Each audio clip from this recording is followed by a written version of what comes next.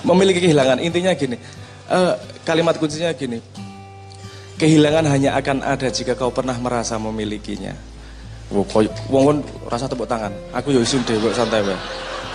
Wong ngomongnya, wah ini dapat inspirasi dari mana? Sederhana aja nih, bukan inspirasi ruwet-ruwet. Suatu hari saya pernah diberi, ayah saya mendapat hidayah. Dan memberikan saya handphone yang canggih. Hidayahnya gue nyatakan handphone. Wah seneng gue Rakarwanto. Asem tuh. Karena saya dulu sama Cak Nuntir angel urusan handphone HP dan segala macam. Saya cobaan nih gitu. Terus aku ngomong suaranya elek Anak pengen suaranya apa itu kutip aja gue handphone asem ya salah. Gambar layarnya elek, nah layarnya apa itu TV rasa gue waduh susah tau. Rumput gue tadi anak Cak Nun. Terus baru jadi oke lah, jadi makanya kenapa saya sebut itu ya. Suatu hari saya dikasih handphone, seneng aku rek. Belum sampai seminggu, ketinggalan neng ATM rek. Aku ki deg-degan antara sedih karo wedi kampleng. Jadi rodok aduh asem piye iki yo. Tapi saya ngopo aku sedih, tak analisa. Nah ini sutradaranya bergerak nih, hatinya merasa sedih, tapi ora trimo sutradarane. Di atas ngopo ya aku sedih yo. Tak urut ke belakang. Aku lahir nggak pakai handphone, sampai SMA nggak kenal yang namanya handphone. Baru kemarin punya handphone, belum sampai seminggu saya punya handphone, kemudian balik ke tidak punya handphone lagi. Kok aku sedih ngopo toh? Nggak daulat banget saya. Ternyata saya kemudian memutuskan, iki sedih bukan urusan handphone hilang kok. Ini sedih yang saya sedihkan adalah kebiasaan baru yang saya ambil. Tadinya nggak punya handphone orang masalah. Baru gue duwe handphone, baru gue balik ke tidak punya handphone lagi, kok hatiku sedih, menderita. Lemah temen rek. Ora pantes sebut anak Cak Nun ngene iki. Wah, Seharusnya menemukan kesimpulan, oke. Yang membuat kita sedih adalah standar yang kita buat sendiri, kebiasaan yang kita buat sendiri. Biasanya sesuatu yang hilang, misalnya, ya saya kasih contoh yang Anda paling banyak pengalamannya lah. Misalnya orang ditompo, nek pas nembak pacar, misalnya gitu ya. Anda kan pernah mengalami itu. Putus misalnya gitu, terus hatinya sedih banget. Menurut saya bukan urusan putusnya, karena dari wong mulai duwe pacar kok. Duwe pacar 3 minggu baru gue diputus karena konangan ratu adus misalnya. Itu bukan masalah kehilangan pacarnya, tapi karena hatinya sudah berpindah kepada merasa punya pacar, terus susah balik lagi pada kebiasaan yang lama.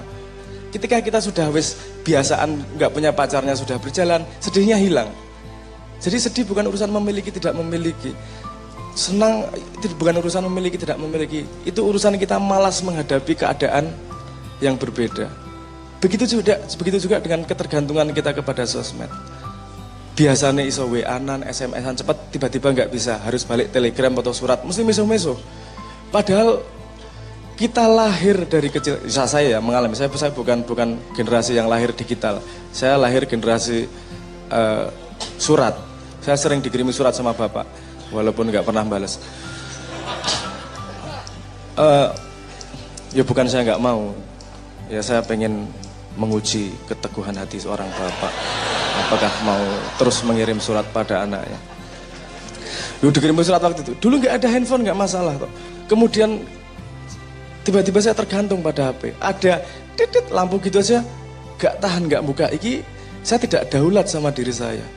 Sudah tergantung kepada yang di luar. Saya tidak bisa menemukan konsep apa yang saya pegang sendiri. Saya sudah dipengaruhi oleh luar. Gampang percaya, gampang tidak percaya. Saya masuk pada sebuah kebiasaan baru di mana kamu butuh memenuhi itu. Padahal kebiasaan baru sangat bisa dibuat dengan propaganda.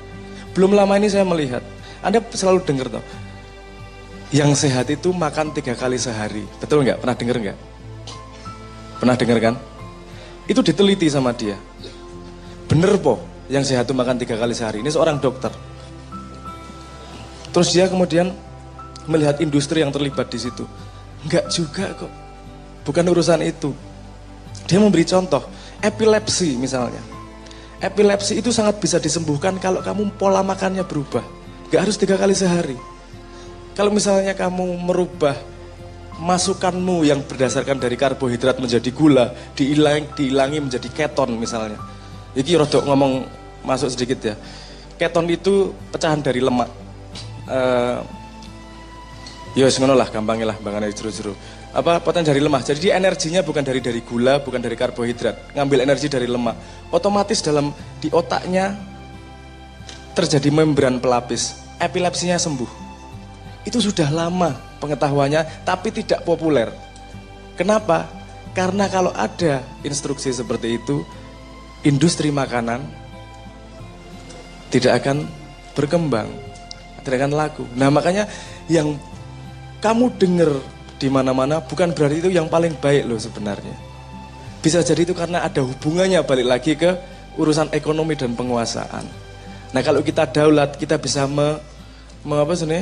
menilai sendiri, ngerasake dewi tenanan opora. Bukan berarti saya mengatakan bahwa nggak usah dengerin. Dengerin, harus didengerin. Semua didengerin, tapi yang memutuskan mana yang benar atau tidak kamu, karena kamu yang punya badanmu sendiri. Nah, menurut saya Mak Yah mengajari kedaulatan tersebut. Ayam jangan bermimpi jadi kambing. Aduh banget ya. Ayam jangan bermimpi jadi bebek. Karena secanggih-canggihnya kamu menjadi bebek, kamu hanyalah bebek KW. Yaitu ayam yang bebek. Kan bukan bebek, bebek-bebekan cuman. Jadi kalau yang diajak Mak Yah bahwa kamu daulat dengan dirimu sendiri sudah kita tanamkan benar-benar. Bukan menjadi orang yang skeptis juga. Opo-opo ora percaya, opo-opo meragukan, enggak gitu juga. Tapi kita proporsional, seimbang. Kita siap merubah. Kita siap salah dalam tanda petik gitulah. Maksimal aku sing paling bener ngertine saene, tapi bisa dengan pengetahuan baru ini berubah. Setiap saat seperti itu.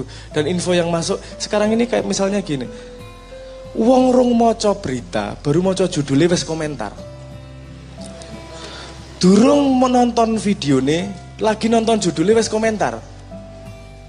Iki ora tahan arep ngetokke ekspresi dirinya iki ora tahan arep ngetokke kudu aku berpendapat saya tahu santai-santai. Kamu serap sebenarnya, kamu tahu sebenarnya sehingga setiap langkah yang dijalani kamu tahu betul konsekuensinya. Bukan berarti langkahnya pasti benar, tapi langkah yang belum benar itu kamu akan menuju menjadi sesuatu yang lebih benar kalau kamu daulat dengan perjalanan hidupmu sendiri. Dan tidak ada apapun di dunia yang bisa mempengaruhi dirimu karena hanya dirimu yang bisa mempengaruhi dirimu.